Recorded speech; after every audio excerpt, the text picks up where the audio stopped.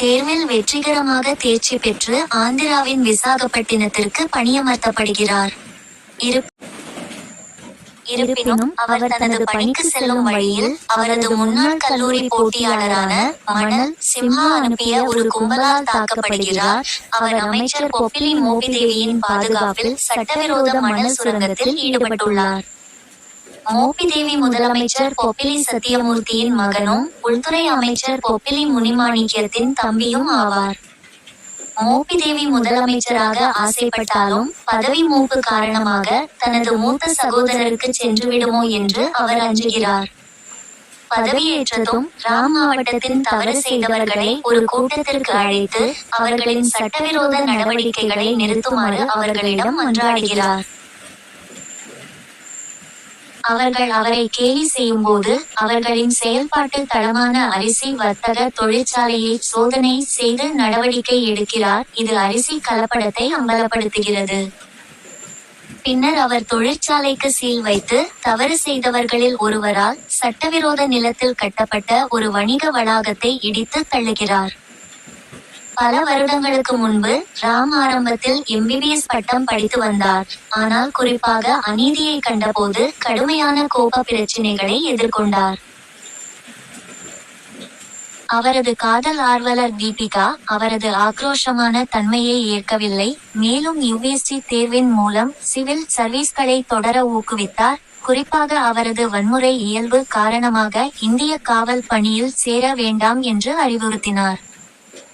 துரதிர்ஷ்டவசமாக Ram IAS cut off தேர்வை 6 மதிப்பெண்கள் வித்தியாசத்தில் தவறவிட்டு IPS அதிகாரியாகிறார். இதனால் தீபிகா அவரை விட்டு வெளியேறினார்.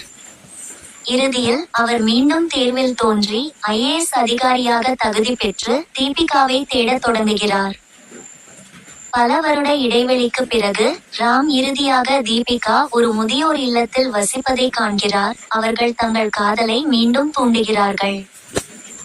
முதல்வரின் கட்சிக்கான அரசியல் பேரணியின் போது மனநலம் பாதிக்கப்பட்ட வயதான குடியிருப்பாளர் பார்வதி எதிர்பாராத விதமாக நிகழ்வை குறுக்கிட்டு சத்தியமூர்த்தியின் கடந்த கால குற்றங்களை வெளிப்படுத்த தொடங்குகிறார்.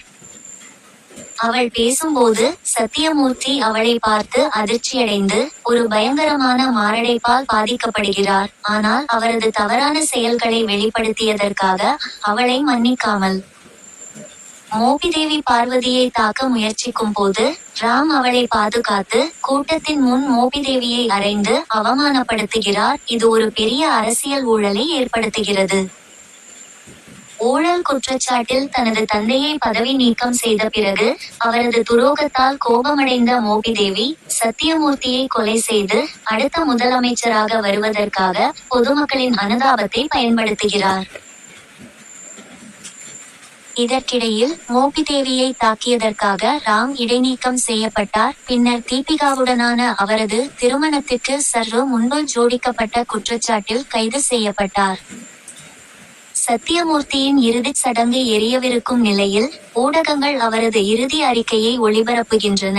அதில் அவர் ராமை அடுத்த முதலமைச்சராக பகிரங்கமாக ஆதரிக்கிறார்.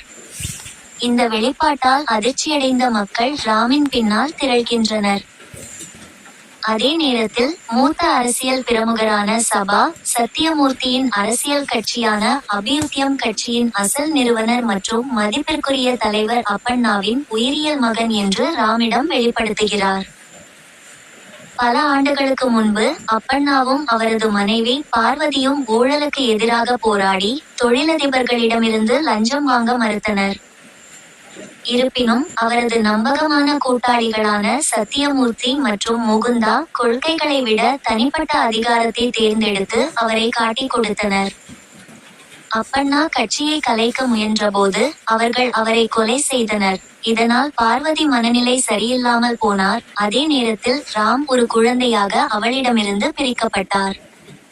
குற்றத்தை மறைக்க சத்தியமூர்த்தி முகுந்தனை கொன்று முகுந்தாவின் மகன்களான மோபிதேவி மற்றும் முனிமாணிக்யம் ஆகியோரை தனது சொந்த குழந்தைகளாக வளர்த்தார். இந்த வெளிப்பாட்டுடன் ராம் தனது சொந்த தாயுடன் மீண்டும் ஒன்றிணைந்து முதலமைச்சர் பதவியை ஏற்க தயாராகிறார். ஆனால் மோபிதேவி ராமுக்கு எதிரான தனது புகாரை வாபஸ் பெற மறுத்து அந்த பதவிக்கு அவர் தகுதியற்றவராகிறார். ராம் பதவி விலகுகிறார். குண்டர் சட்டத்தை தவறாக பயன்படுத்திய குற்றச்சாட்டின் கீழ் அரசாங்கத்திலிருந்து இடைநீக்கம் செய்யப்படுகிறார். மோபிதேவி புதிய முதல்வராக அதிகாரத்தை ஏற்றுக்கொள்கிறார். ஆனால் விரைவில் நாடு முழுவதும் உள்ள IAS அதிகாரிகளிடமிருந்து கடுமையான எதிர்ப்பை எதிர்கொள்கிறார். அவர்கள் ராமை மீண்டும் பணியில் அமர்த்த கோருகிறார்கள்.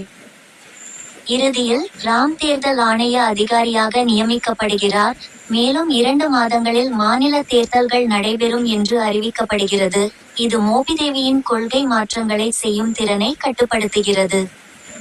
ராமின் பெயரை இழிவுபடுத்த மோபிதேவி தேர்தல் ஆணையத்தை அணுகி ராம் அப்பண்ணா மற்றும் பார்வதியின் உயிரியல் மகன் என்பதை நிரூபிக்க முயற்சிக்கிறார். அவர் ஒரு சார்புடையவர் என்றும் தனது தந்தையின் கட்சியை மீண்டும் உயிர்ப்பிக்க ரகசியமாக பாடுபடுவதாகவும் குற்றம் சாட்டுகிறார்.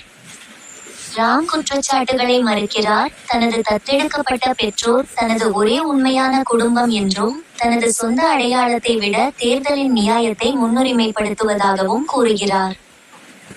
உறுதிப்படுத்தலுக்காக பார்வதி அழைத்து வரப்படுகிறார். ஆனால் ராமை தனது சொந்த மகன் என்று அவள் கூறும்போது அவர் அதை பகிரங்கமாக மறுக்கிறார். அவளுடைய மனநிலையை நம்ப முடியாத ஆதாரமாக கூறுகிறார். மனம் உடைந்த பார்வதி பின்னர் DNA சோதனை பற்றி அறிந்து அதன் தாக்கங்களை உணர்ந்து சல்பூரி கமில குவளையில் குதித்து தற்கொலை செய்து கொள்கிறார். ராமை அழித்து விடுகிறார். தேர்தல்கள் தொடர்கின்றன.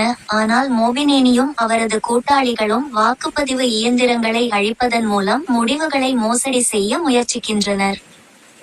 ராம் அவர்களின் முயற்சிகளை முறியடித்து இயந்திரங்கள் வாக்கு எண்ணும் மையத்திற்கு பாதுகாப்பாக சென்றடைவதை உறுதி செய்கிறார். விருதுகளின் போது அப்பண்ணாவின் அசல் கொள்கைகளால் ஈர்க்கப்பட்டு சபா தலைமையிலான புதிதாக புத்துயிர் பெற்ற பிரஜா அபியுத்தியம் கட்சி பெரும்பான்மை வாக்குகளில் வெற்றி பெறுகிறது.